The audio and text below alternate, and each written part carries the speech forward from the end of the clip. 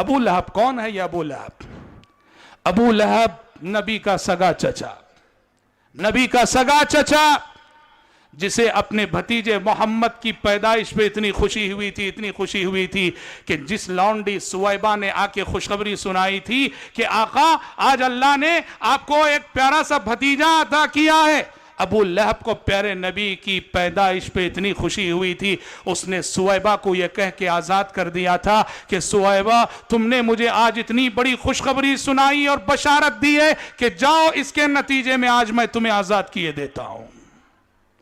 प्यारे नबी की विलादत और पैदाइश पे उसे इतनी खुशी हुई, सुवैबा को उसने आज़ाद किया।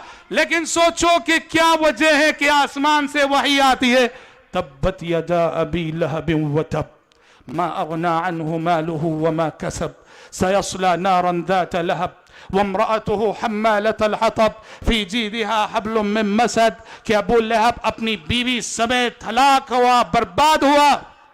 जिस अबू लहब को अपने भतीजे मोहम्मद की वफात पे इतनी खुशी हुई थी कि खुशखबरी देने वाली लौंडी सुवैबा को आज़ाद कर दिया था, आसमान से आने वाली वही क्यों हलाकत की वही सुना रही है? क्यों जानते हो मेरे भाई? इसलिए उसने मोहम्मद अरबी सल्लल्लाहु अलैहि वसल्लम की ज़ात और शख्सियत से मोहब्बत की। आपके लाए हुए मिशन, आपकी लाई हुई दावत तौहीद, आपके लाए हुए दीन से उसने मोहब्बत न की। और मोहब्बत, जैसा कि हमने कहा, जब तक मिशन से मोहब्बत ना हो, मकसद बेसते रसूल से मोहब्बत ना हो, उस वक्त तक मोहब्बत हमारी सच्ची हो नहीं।